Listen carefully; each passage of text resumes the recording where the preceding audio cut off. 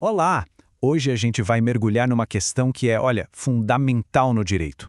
O que acontece quando as regras de um processo mudam bem no meio do jogo? Como é que o sistema consegue manter a ordem e a justiça quando o próprio manual de instruções é trocado?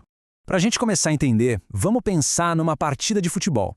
Imagina só a cena. Tá lá no meio do segundo tempo, o jogo pegando fogo, e de repente o juiz apita e anuncia que a partir daquele exato momento, um gol de cabeça passa a valer 5 pontos. Seria um caos, não seria? A sensação de injustiça seria, assim, imediata. Pois é, essa confusão toda poderia muito bem acontecer no mundo jurídico. Mas, felizmente, o nosso direito processual penal tem uma solução bem clara e até elegante para evitar exatamente esse tipo de bagunça. Então, vamos lá, vamos direto ao ponto. A resposta para esse dilema todo está guardada num único artigo do Código de Processo Penal, o famoso artigo 2º. É ele que dita a regra de ouro para essa transição entre leis. E aqui está o texto. Parece simples, né? Mas essa frase curta e direta é a base de toda a nossa conversa. Ela tem dois princípios que, olha, trabalham numa harmonia perfeita para garantir tanto a estabilidade quanto a modernização do sistema. Vamos quebrar ela em duas partes para entender direitinho. A primeira metade dessa regra é toda sobre o futuro. Ela basicamente estabelece um princípio que olha para frente para tudo aquilo que ainda vai acontecer dentro do processo. E o nome disso é aplicação imediata. Quer dizer que assim que uma nova lei processual é publicada e entra em vigor, ela já começa a valer. Para já, para todos os atos que ainda não aconteceram. Não tem um período de adaptação, nem um tempo de espera. A nova regra é para agora. Certo. Agora vamos para a segunda parte do artigo, que é tão importante quanto a primeira. Se a primeira olhava para o futuro, essa aqui se preocupa com o passado, com tudo aquilo que já foi feito. E aqui está o pulo do gato.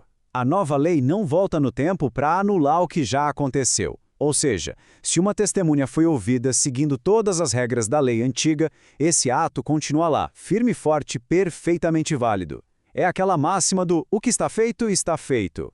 Então, o que a gente tem aqui são os dois lados da moeda, né? Atos futuros seguem a lei nova.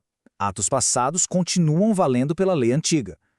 Os juristas têm até um nome bonito para isso em latim, tempus regit actum.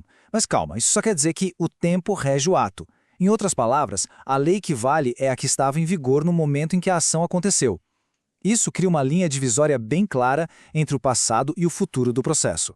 Vamos deixar isso bem prático com um exemplo. Imagina que, na lei antiga, uma testemunha foi ouvida e uma perícia foi entregue em papel. Tudo certinho. Esses atos são válidos. De repente entra em vigor uma nova lei que diz que todos os recursos a partir de agora têm que ser eletrônicos, pela internet. Se a defesa resolver recorrer depois que essa nova lei começou a valer, não tem jeito. O recurso vai ter que seguir a nova regra, a digital. É essa divisão que a lei faz. Tá bom, mas por que essa regra é tão importante assim? O que ela protege de verdade? A resposta, na verdade, está nos pilares de qualquer sistema de justiça que se preze. Um sistema que seja funcional e confiável.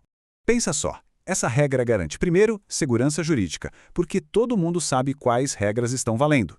Com isso, vem a previsibilidade, ou seja, sem surpresas no meio do caminho. Ao fazer isso, ela protege os direitos de todas as partes, que não vão ter o risco de ver um ato legal, que foi feito direitinho, ser anulado do nada. E qual o resultado de tudo isso? Um sistema de justiça com mais ordem e mais eficiência. E assim a gente volta para onde tudo começou. Uma única frase.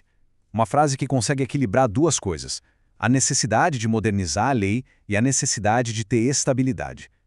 É um mecanismo que permite que a gente evolua sem que isso vire um caos. No final das contas, a grande questão que o artigo 2º resolve é justamente essa. Ele mostra que é sim possível progredir, adaptar as regras para novas realidades, mas sem destruir a confiança e a segurança que foram construídas no passado. É esse equilíbrio delicado que, no fundo, sustenta a própria ideia de justiça. E é essa busca constante por equilíbrio que permite que a lei evolua sem que a sociedade desmorone